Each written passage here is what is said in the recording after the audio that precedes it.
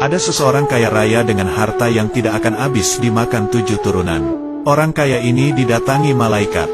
Suatu ketika, malaikat pencabut nyawa datang ke orang kaya tersebut dengan menyamar sebagai orang miskin. Malaikat yang menyamar itu mengetuk pintu dan berkata, "Panggilkan pemilik rumah ini." Para pelayan di rumah itu justru menertawakan dan membentak malaikat yang menyamar tersebut. Mereka mengira malaikat itu datang untuk mengemis.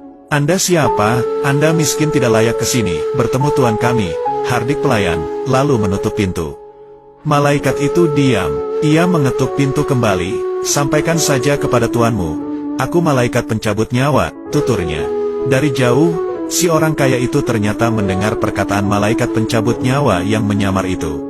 Orang kaya itu lemas bukan kepalang. Kepalanya tertunduk, lantas mendatangi pelayannya dan meminta mereka untuk memelankan suara dan berkata lembut. Orang kaya itu menyadari umurnya sudah tidak lama lagi. Ia akan segera pergi meninggalkan dunia. Tak lama, keluarganya pun datang. Seakan tidak percaya orang yang terlihat miskin dan kotor itu merupakan malaikat. "Segeralah berwasiat, aku akan segera mencabut nyawamu sebelum kau sempat keluar rumah," tutur malaikat kepada orang kaya.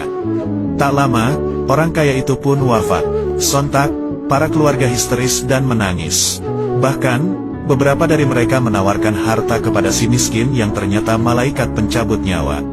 Akhirnya, mereka tahu, ternyata harta tidak bisa menyelamatkan si orang kaya. Para keluarga itu lantas mengeluarkan hartanya, mengeluarkan segala isinya berupa emas dan permata, lalu berkata, "Terlaknat kalian.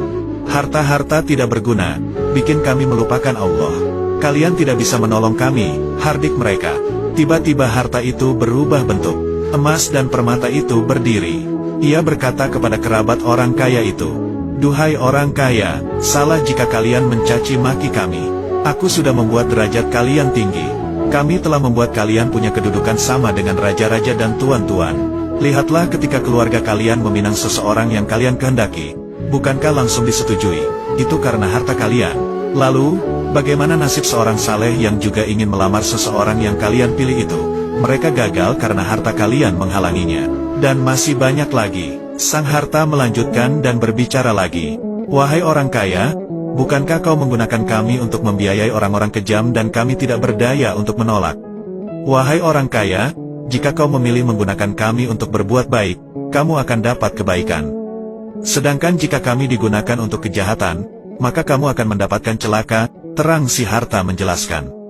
Begitulah kisah harta yang berbicara. Malaikat pencabut datang dan ternyata harta tidak bisa melindungi dari orang kaya, seberapa kaya pun orang tersebut. Kisah ini diceritakan oleh ulama Imam Ibnul Jauzi, Uyun al-Hikayat min Kohas es Soli.